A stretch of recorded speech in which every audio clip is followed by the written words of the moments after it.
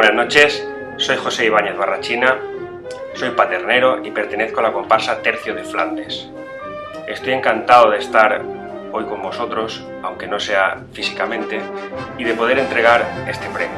Como sabéis, pertenezco a la comparsa Tercio de Flandes y desde hace 10 años vivo en la ciudad de Murcia, trabajando como profesor de trompeta en el conservatorio y además dirijo la banda de las Musas de Guadalupe. Bien, pues vamos a ver quiénes son los nominados a la mejor fila cristiana. Los nominados son Coraina de Cíngaras, Calinca de Cíngaras, Zurrón de Arqueras y en último lugar Arco de Arqueras.